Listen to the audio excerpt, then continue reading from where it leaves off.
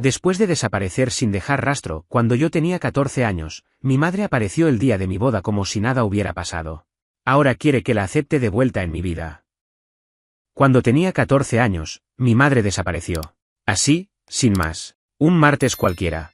Nada lo anunciaba. La noche anterior habíamos cenado juntos, espaguetis con albóndigas, lo recuerdo bien porque ella los hacía de una forma especial, con pan rallado y un toque de mostaza en la carne. Ella reía con mi hermana pequeña, ayudó a mi hermano con una tarea de matemáticas que claramente le costaba y hasta me preguntó sobre un examen que tenía pendiente en la escuela. Nada extraño, nada que indicara lo que vendría. Esa fue la última vez que la vi, porque al día siguiente, cuando bajé a desayunar, ella ya no estaba. Ni su auto, ni su bolso, nada.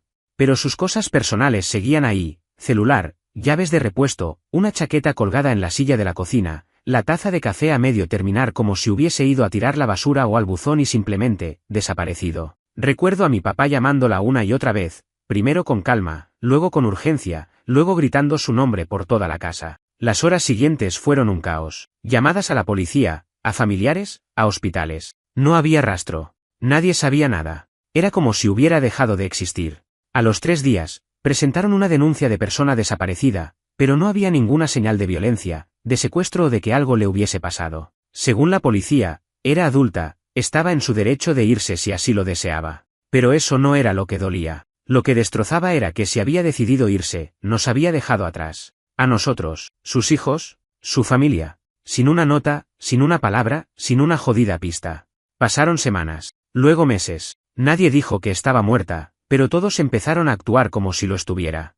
Al principio dejábamos la luz del porche encendida por las noches, por si volvía. Luego mi papá se cansó y la quitó. Mi hermana dormía con una de sus bufandas. Mi hermano lloraba escondido detrás del sofá creyendo que no lo veíamos. Y yo me volví otra persona. Más callado, más serio. Me convertí en alguien que ya no esperaba nada de nadie. Porque cuando la persona que se supone que te ama incondicionalmente te abandona sin una explicación, sin mirar atrás, algo dentro de ti se rompe para siempre. Mi padre hizo lo que pudo. Nunca habló mal de ella, pero tampoco hablaba de ella. Era como si hubiese decidido borrar su existencia para seguir adelante. Se ocupó de todo, comida, tareas, escuela, turnos médicos, pero era una versión reducida de lo que había sido. Lo vi envejecer años en cuestión de semanas. Pasó de ser un hombre alegre, lleno de bromas tontas y cuentos repetidos, a alguien que solo vivía en modo automático. Mis hermanos y yo crecimos sabiendo que mamá era el gran vacío del que no se hablaba. Era una presencia ausente. Su foto de boda desapareció de la sala.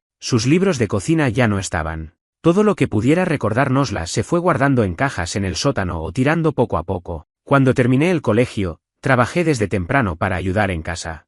Me tocó ser medio hermano, medio padre. Renuncié a la universidad porque no podía dejar solos a los otros dos. Cualquier plan que tenía para mi vida se volvió secundario. Y no me arrepiento. Mi hermana terminó la secundaria gracias a eso y ahora estudia biología. Mi hermano, que apenas recordaba a mamá, salió adelante también, aunque siempre tuvo una rabia silenciosa hacia ella, como si supiera que algo le habían robado. Y le habían robado mucho. Nos robaron una infancia con madre, nos robaron el derecho a saber por qué. A los 23 conocí a alguien, una mujer increíble, paciente, divertida.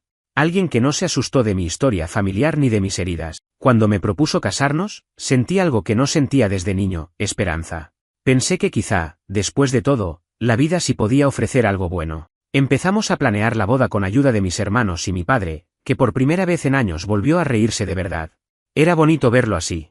Sentir que todos habíamos logrado llegar al otro lado de la tormenta, que éramos una familia de nuevo, aunque más pequeña. La boda fue en un pequeño lugar al aire libre en las afueras de Dayton, Ohio. Lo organizamos todo con meses de anticipación. No invité a mucha gente. La mayoría eran amigos cercanos, algunos familiares del lado de mi papá, y los nuevos amigos que había hecho en el trabajo. Todo marchaba perfecto ese día. El clima estaba hermoso, los nervios eran dulces, los invitados sonreían. Y entonces, la vi. Parada justo en el extremo del pasillo, entre los últimos bancos, como si hubiera sido invitada. Vestido rojo, cartera negra, el mismo corte de cabello que llevaba años atrás. Una sonrisa tranquila. Como si nada hubiera pasado. Como si no se hubiera ido. Como si no nos hubiera partido por dentro. Como si fuera simplemente una madre más llegando al evento de su hijo.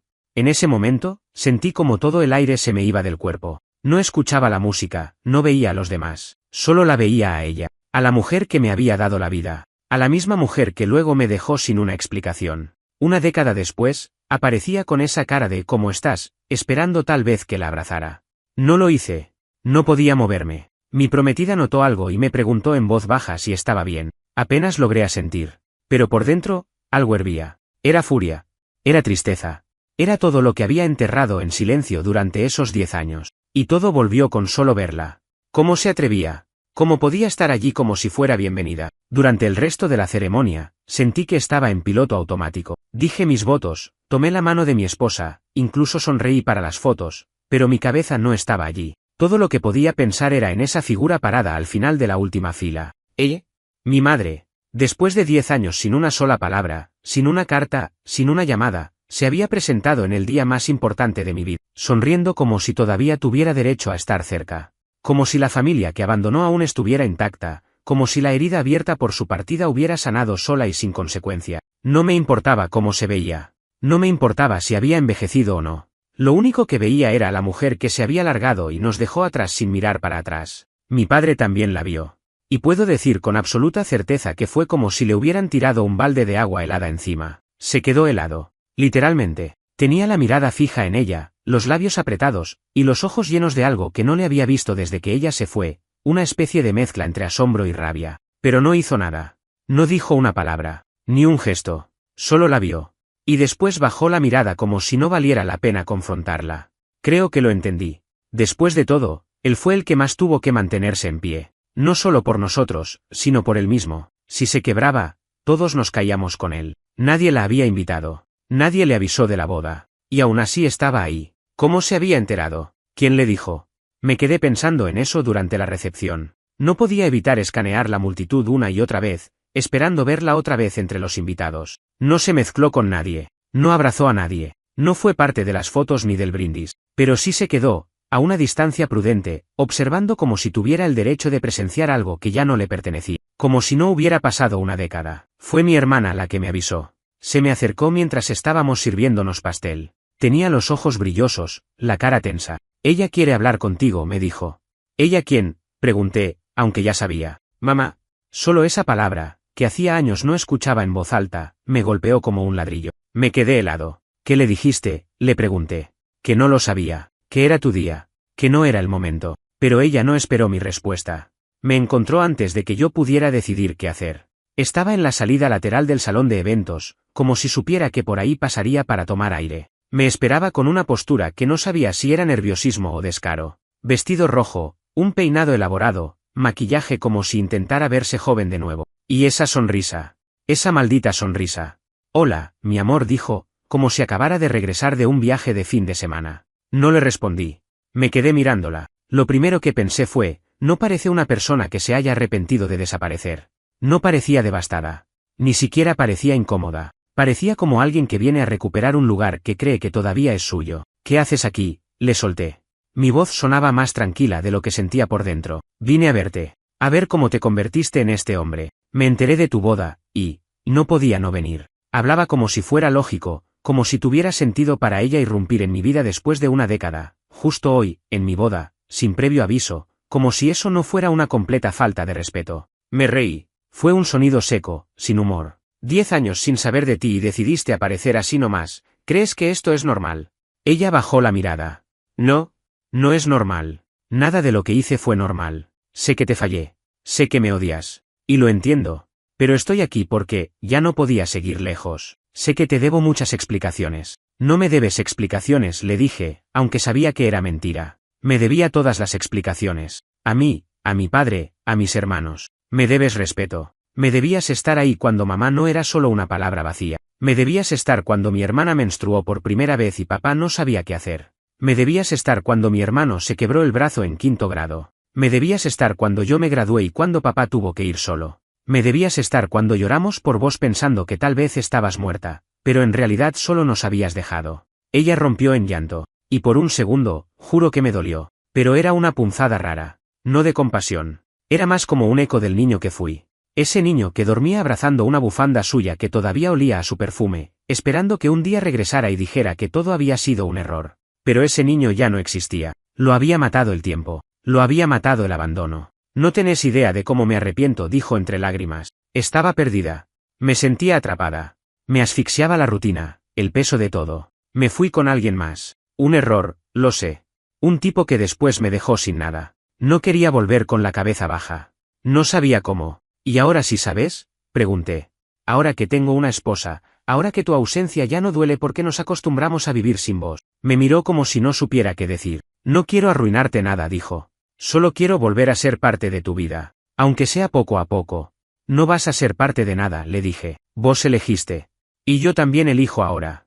Ella me miró como si no entendiera. Como si no aceptara que, después de 10 años, no era bienvenida. Después de esa conversación en el costado del salón, no volví a verla durante el resto de la recepción. No sé si se fue por vergüenza, por decisión propia o porque finalmente entendió que no tenía cabida. Pero no hizo falta que me diera explicaciones. La conversación había sido suficiente para dejar claro lo que yo sentía. No quería nada de ella. No necesitaba una figura materna improvisada que volvía cuando le parecía conveniente. No después de todo lo que habíamos pasado. Volví a la recepción y me forcé a entrar de nuevo en ese estado de celebración. Bailé con mi esposa. Agradecí a los invitados. Abracé a mis hermanos. Pero había un nudo en el pecho que no me soltó ni un segundo. Esa presencia fantasma que por fin había tomado forma, esa figura que nos había dejado y que de pronto decidía volver justo el día en que todo parecía ir bien. Había algo cruel en eso, casi como si lo hubiera hecho a propósito, como si necesitara validar su existencia a través de nuestras vidas, sin haber hecho nada por formar parte de ella.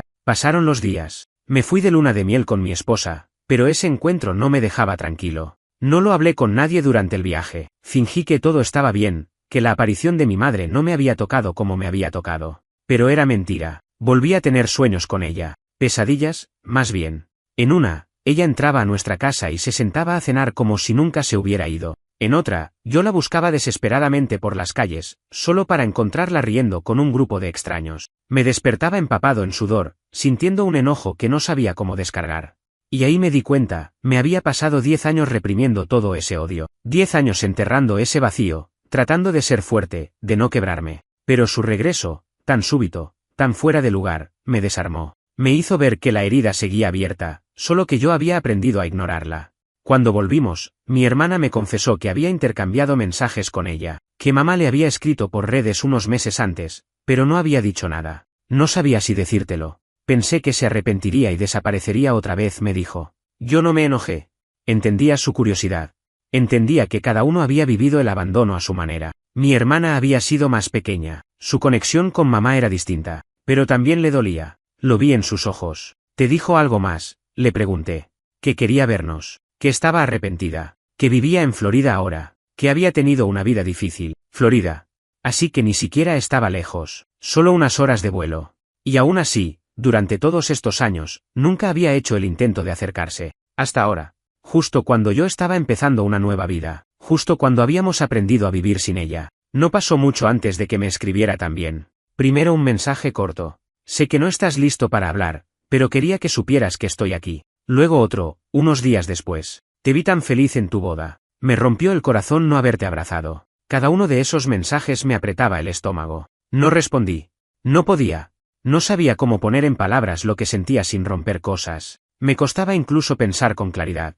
Porque una parte de mí quería gritarle todo el daño que había causado, y otra parte, una muy escondida, muy callada, quería respuesta. Le mostré los mensajes a mi esposa. Ella fue paciente. Me escuchó en silencio, sin interrumpirme, sin emitir juicios. Cuando terminé de hablar, me dijo, no tenés que hacer nada que no quieras. Pero si alguna vez decidís enfrentarla, yo voy a estar ahí. Y eso fue un alivio. Porque al menos ya no estaba solo con todo esto. Pasaron unas semanas. Mi madre volvió a insistir, esta vez con algo distinto. Me mandó un audio. Nunca pensé que escuchar su voz de nuevo sería tan raro. Había cambiado. Sonaba más vieja, más frágil, pero seguía teniendo esa tonalidad suave que recordaba de mi infancia. En el audio me dijo que quería contarme todo. Que no estaba pidiendo perdón, sino la oportunidad de explicarse. Que no esperaba que la aceptáramos de nuevo, pero que necesitaba hablar conmigo, al menos una vez. Lo pensé mucho. Muchísimo. Lo hablé con mi hermana, con mi hermano, con mi padre. Él, para mi sorpresa, fue el que más me impulsó a verla.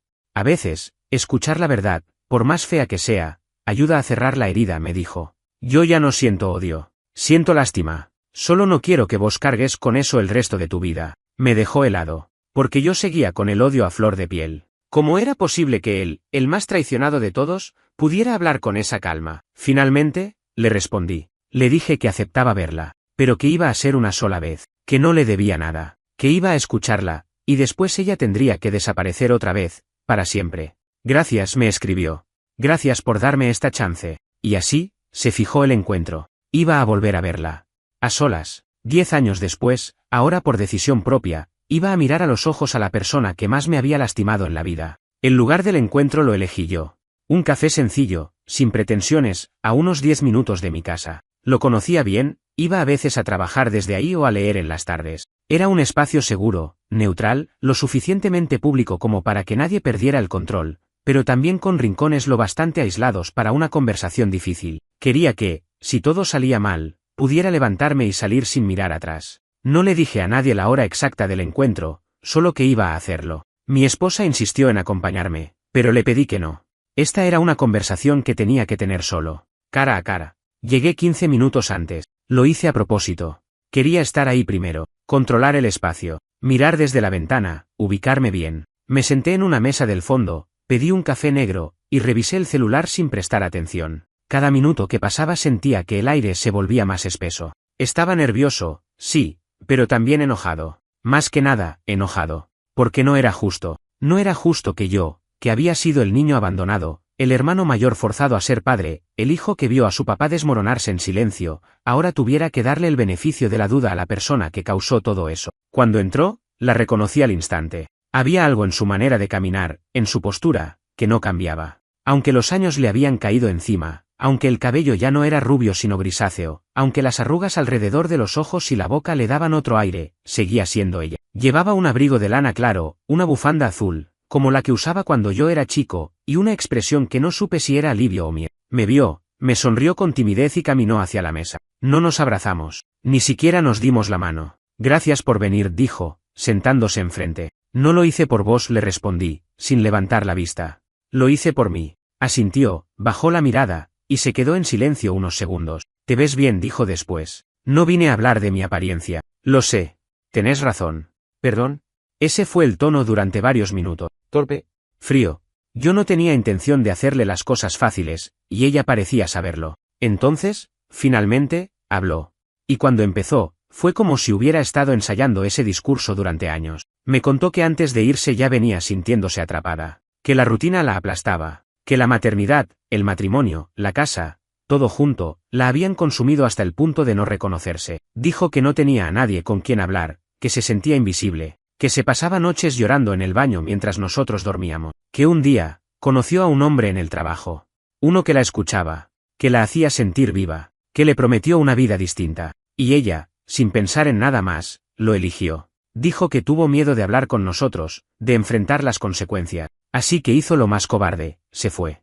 Tuve la oportunidad de hablarles, de decir la verdad, de pedir ayuda, y no lo hice. Me dejé llevar por la idea de escapar. Pensé que así iba a ser más feliz, que ustedes iban a estar mejor sin mí. No pensaste en nada, le dije, con los dientes apretados. No pensaste en nosotros. No te importamos. Si me importaban, siempre me importaron, pero fui egoísta. Lo sé.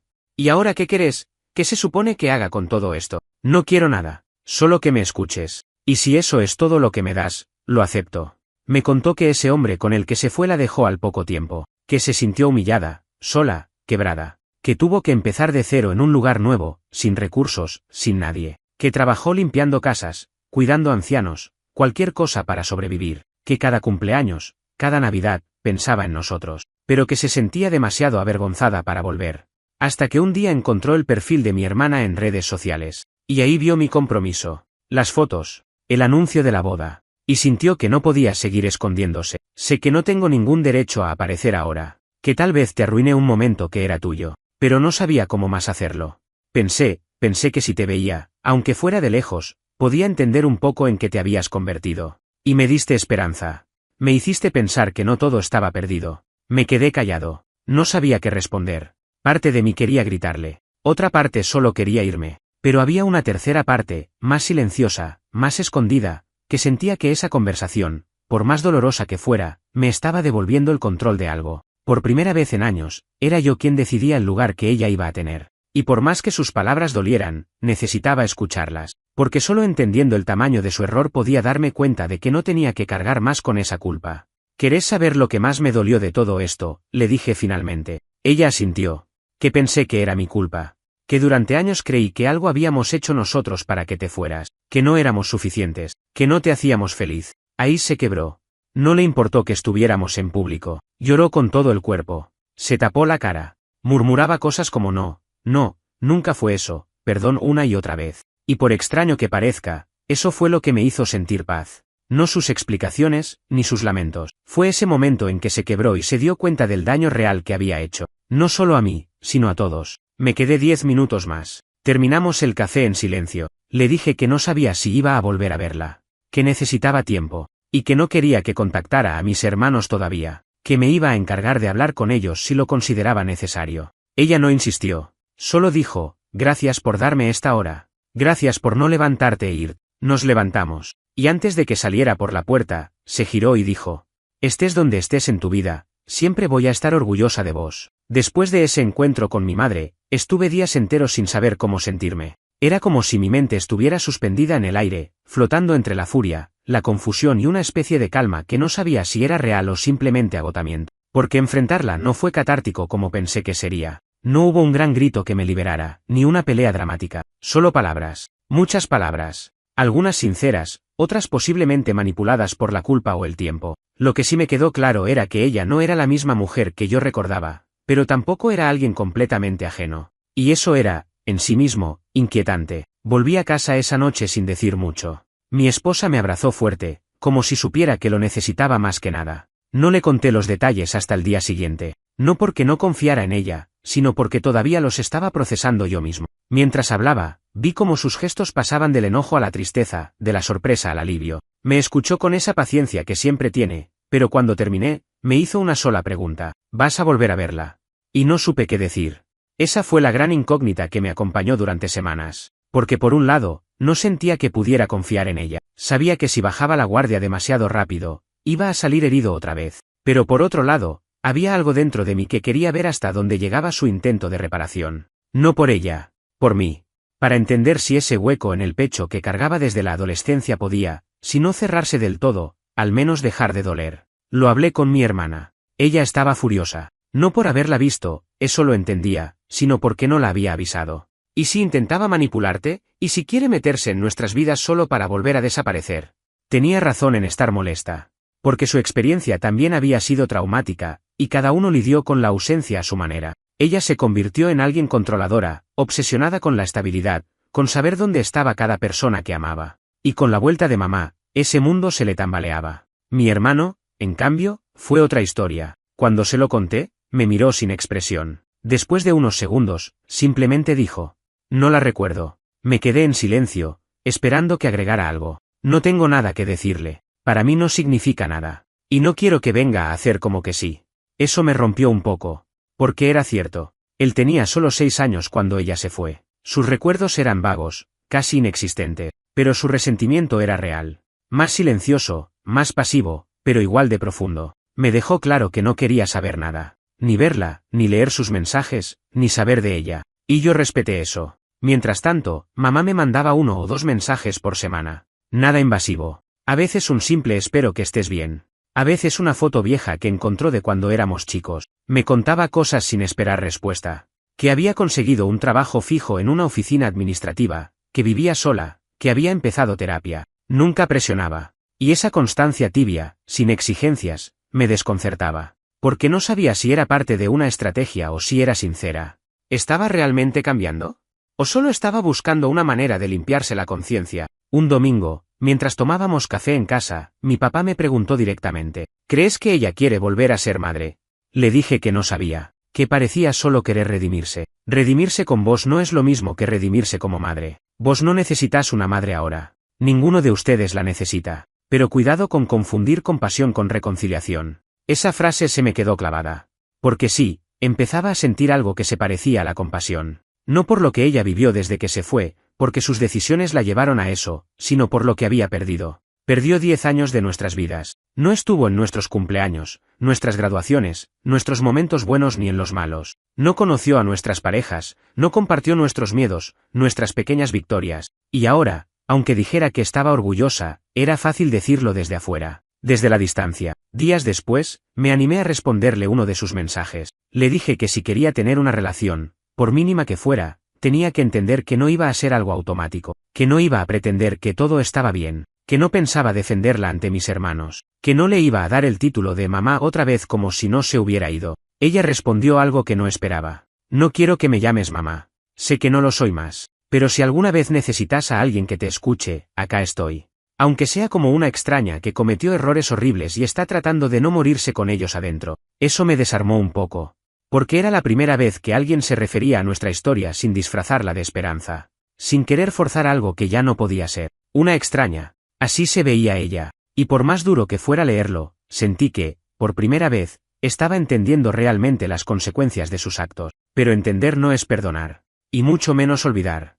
Así que decidí escribirle una carta. No un mensaje de texto, una carta a mano, donde le conté cómo fueron esos 10 años sin ella. Le hablé de las veces que lloré en silencio, de cómo vi a mi padre destruirse y recomponerse solo, de cómo mis hermanos la nombraban como si fuera una figura mitológica. Le conté todo lo que nunca dije, cada etapa que nos perdimos, cada dolor, cada logro que no compartimos. Y al final de la carta, le puse algo claro. No sé si te voy a perdonar. Tal vez algún día. Tal vez nunca. Pero ya no me voy a quedar con la duda. Ya no sos un misterio en mi vida, sos una historia con final abierto. Y eso, por ahora, me basta. Nunca supe si leyó la carta llorando, en silencio, con rabia, o si la leyó y luego simplemente la dejó en algún cajón. Lo único que sé es que, unos días después, recibí un sobre. No un mensaje de texto, ni un audio. Un sobre, manuscrito, con mi nombre y dirección. El papel era de esos baratos, amarillentos por la humedad del lugar donde seguramente vivía. La letra, algo temblorosa, pero reconocible. Era la misma con la que me firmaba las notas para el almuerzo en la primaria. Decía, entre muchas otras cosas, que había leído cada palabra con la conciencia de quien se sienta frente a su propio juicio, que no tenía nada que agregar, porque nada de lo que pudiera decir cambiaría lo que yo viví. Que esa carta era, en sus palabras, la sentencia que venía esperando desde el día que crucé esa puerta y no miré atrás. Terminaba con una sola línea que me dejó en pausa por un largo rato. Gracias por no dejarme convertirme en un fantasma. Esa frase me retumbó días enteros, porque, sin quererlo, era verdad. Ella había vuelto, no como madre, no como alguien con derecho a reinsertarse en nuestras vidas como si nada, pero había vuelto en carne y hueso, con sus errores, su culpa, sus vacíos, y aunque aún no sabía si estaba dispuesto a abrirle alguna puerta, por lo menos ya no era ese misterio angustiante que arrastré durante toda mi adolescencia, ya no era el fantasma, era alguien real, alguien que falló. Y tal vez, solo tal vez, eso era el primer paso para cerrar una etapa. Con el tiempo, fui bajando la guardia, no del todo, pero un poco. Acordamos vernos cada tanto, en lugares públicos. Conversaciones de 1 hora, nada muy personal. Ella no preguntaba por mi esposa, no hablaba de mis hermanos a menos que yo lo hiciera. Era como si entendiera que estaba caminando sobre una línea muy delgada. A veces hablábamos de libros, de política, de la vida misma. Evitábamos hablar del pasado, como si no quisiéramos manchar lo poco que había ahora. Un día, sin esperarlo, me preguntó si creía que algún día podría ver a mi hermana. Me quedé mirándola largo rato. No lo sé, le dije. Eso no depende de mí. Y sinceramente, no sé si debería pasar. No insistió. Solo asintió, como quien ya conoce el peso del rechazo. Fueron pasando los meses. Mi esposa fue viéndome cambiar. No feliz, pero más liviano. Empecé a dormir mejor.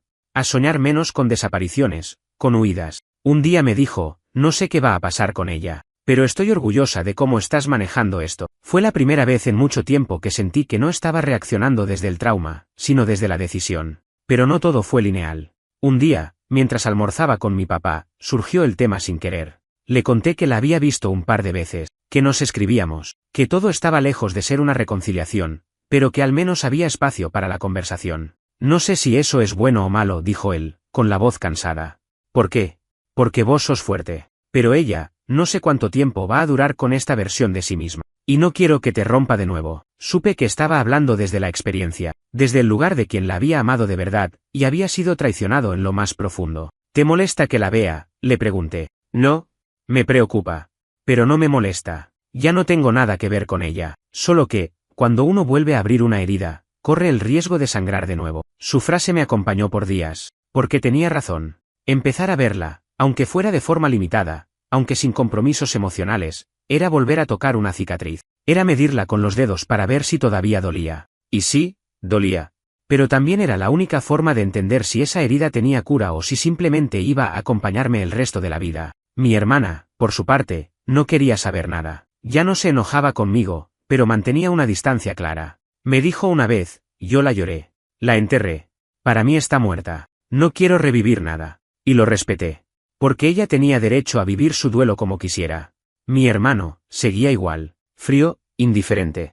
No me preguntaba, no opinaba. Solo cambiaba de tema si algo lo rozaba. Había decidido cerrar esa puerta de manera definitiva, y en su caso, no podía culparlo. Él había crecido sin madre. Punto.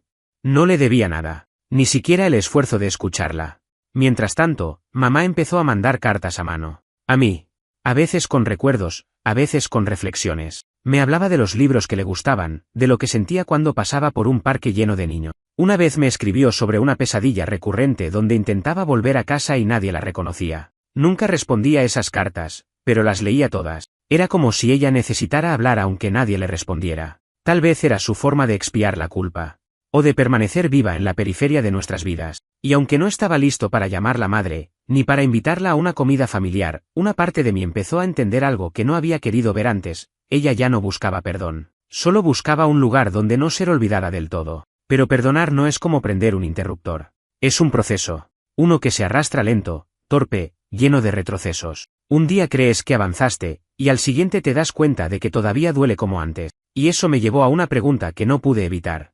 ¿Qué pasa cuando alguien quiere redimirse, pero el lugar donde quiere volver ya no existe? Con el paso de los meses, esa rutina silenciosa que habíamos establecido empezó a sentirse menos artificial. Seguíamos viéndonos de vez en cuando, siempre en lugares públicos, siempre con límites claros. Ella no se metía en mi vida, no preguntaba más de lo que yo estaba dispuesto a contar. Había aceptado, al menos eso parecía, que cualquier vínculo futuro tendría que construirse desde el suelo, piedra por piedra, sin garantías de nada. Yo, por mi parte, había comenzado a vivir con una dualidad extraña. Durante el día, mi vida seguía su rumbo, con el trabajo, el matrimonio, las rutinas, las risas con amigos, pero por las noches, cuando la casa quedaba en silencio, pensaba en ella. No como madre, no con nostalgia, más bien con esa curiosidad tensa de quien intenta descifrar una figura que ya no encaja del todo en su historia, pero tampoco se puede borrar. Un día, mi hermana me escribió. Había recibido una carta. No la había abierto. Me mandó una foto del sobre, donde claramente se leía la letra de nuestra madre. ¿Qué hago con esto?, me preguntó. Tardé varios minutos en responder. No tenía una buena respuesta. Lo que vos quieras. Podés romperla, podés leerla. Nadie puede decirte cómo manejar esto. Me respondió solo con un ok. Pero algo había cambiado. No fue una reacción impulsiva. No fue rechazo inmediato. Fue duda. Y eso, viniendo de ella, era mucho. Días después me llamó. No para hablar de eso, solo para charlar. De cualquier cosa. Pero yo supe. Supe que la había leído. No me lo dijo, pero en su voz había una capa distinta. Menos rígida. Más frágil. A veces me pregunto si estaría viva si no se hubiera ido, me dijo de la nada. Si hubiera aguantado quedarse con nosotros. O si se habría desmoronado ahí adentro. Tal vez, respondí. Pero igual eligió irse. No la empujaron. Nadie la echó. Lo sé. Pero duele igual. Mi hermano, en cambio, seguía igual. No quería cartas. No quería actualizaciones. No quería saber si ella estaba bien, mal o viva. No me interesa que esté tratando de hacer las paces. No me importa. No es parte de mi vida. Y en su caso, no había por dónde discutir. Para él, la historia estaba cerrada. Y yo aprendí a no empujarlo. Habíamos sido obligados a madurar a ritmos distintos, y él lo había hecho de la forma más dura, sin recuerdos que valieran la pena, sin vínculos a los que volver. Fue entonces cuando mi madre me pidió algo inesperado. Una noche, después de semanas sin vernos, me escribió un mensaje corto. ¿Podrías venir a mi casa? Solo una vez. Me gustaría mostrarte algo. Tardé horas en decidir. Me imaginaba todo tipo de escenarios. Que fuera un intento de manipulación emocional. Que me mostrara fotos nuestras de cuando éramos chicos, o que me contara alguna historia para hacerse la víctima. Pero también había otra posibilidad, que fuera sincera. Que simplemente quisiera mostrarme el lugar donde vivía. Dejarme ver cómo había reconstruido algo, aunque fuera pequeño. Vivía en un pequeño apartamento en una zona modesta de Orlando. El edificio era viejo, pero limpio. Cuando abrió la puerta, estaba nerviosa, distinta. No había rastros de maquillaje ni intentos de parecer más joven. Tenía una bata vieja encima y el cabello recogido sin cuidado. Por primera vez, parecía solo, humana. No la madre ausente. No la mujer que se fue. Solo alguien que había vivido demasiado tiempo con culpa. Me ofreció café, acepté por cortesía. Mientras lo preparaba, noté lo mínimo del lugar. Una planta medio marchita en la ventana. Unas fotos enmarcadas en blanco y negro, ninguna nuestra.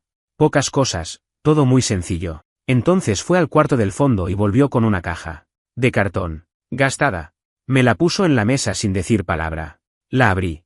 Adentro había dibujos míos, cartas de cumpleaños, notas de la escuela, fotos nuestras de cuando éramos niños, un mechón de cabello de mi hermana cuando era bebé, una pulsera de hospital. Todo lo que creí perdido. Guardé todo, dijo, sin mirarme. Incluso cuando no quería saber de mí misma, no podía tirar esto. No supe qué decir. Me quedé en silencio, con la mirada fija en esas piezas de otro tiempo. No vine a justificarme, agregó. Solo quería que supieras que nunca dejé de cargar con esto. Y ahí fue cuando entendí algo que me costó aceptar, que tal vez no buscaba perdón, sino redención. No para volver a formar parte de nuestras vidas, sino para poder morirse en paz algún día sabiendo que, al menos, lo intentó. Antes de irme, me acompañó hasta la puerta. Gracias por venir, dijo. Y yo, sin pensarlo demasiado, respondí. Gracias por no insistir. Caminé hasta el auto con esa caja bajo el brazo. No sabía qué iba a hacer con ella. Tal vez la guardaría. Tal vez se la mostraría a mis hermanos. Tal vez la olvidaría en un estante. Pero mientras manejaba de regreso, algo se aflojó dentro de mí. No era alivio.